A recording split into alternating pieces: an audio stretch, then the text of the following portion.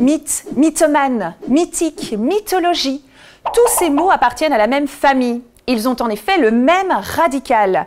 Mais savez-vous ce qu'ils signifient? Allez, on va décortiquer tout ça.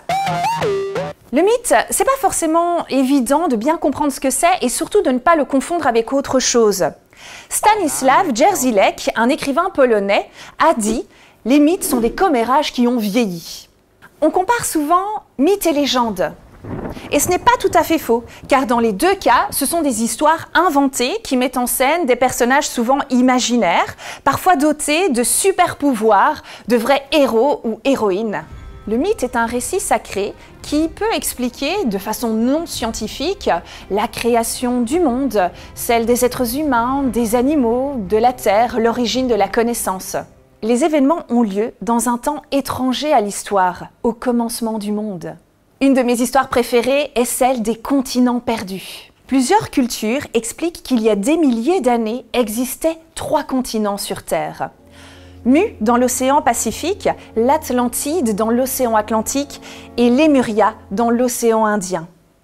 C'est le célèbre philosophe Platon qui en fait mention pour la première fois. Il décrit l'Atlantide comme un continent incroyable, très riche, divisé en 10 royaumes, peuplé par des Atlantes fiers de leur culture. À l'instar de Mu, le continent est également très développé d'un point de vue technologique. Il a malheureusement été détruit en un jour et une nuit par des tremblements de terre, des éruptions volcaniques et un gigantesque raz-de-marée qui a englouti le continent il y a 12 000 ans. Comme son nom l'indique, aujourd'hui le continent serait caché quelque part dans l'Atlantique. On a tous un pote un peu mythomane, non? Vous voyez celui qui raconte toujours des histoires hallucinantes et qui en plus a vraiment l'air d'y croire. Le mot est d'origine grecque et est formé de mythos, récits, fables, légendes, et manie. Il a été utilisé pour la première fois en 1905 par le psychiatre Ernest Dupré. Le ou la mythomane désigne une personne qui a la manie pathologique de l'invention mensongère. Un menteur en d'autres termes. Le mot mythique est un adjectif qui a plusieurs sens. Dans son premier sens, il fait référence à la notion de mythe dont je viens de vous parler. Chimérique, légendaire, allégorique, fabuleux, symbolique sont ses synonymes. Dans son sens familier, le mot mythique désigne quelque chose ou quelqu'un de célèbre, qui fait rêver. Par exemple, Edward et Bella dans Twilight, un couple mythique du cinéma.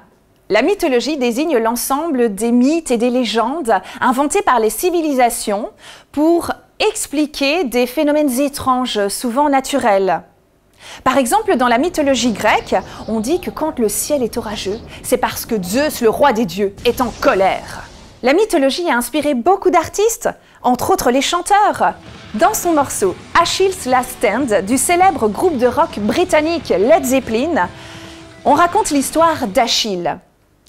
Il a été submergé par sa mère Thétis dans la rivière Styx afin de le rendre immortel. Mais comme elle le tenait par le talon, c'est la seule partie de son corps qui n'a pas été exposée à l'immortalité. C'est donc devenu son point faible. Il est d'ailleurs mort d'une flèche dans son talon lors de la guerre de Troie. Et Pythagore, vous connaissez? Je vais laisser le mythique Eddie vous parler de lui.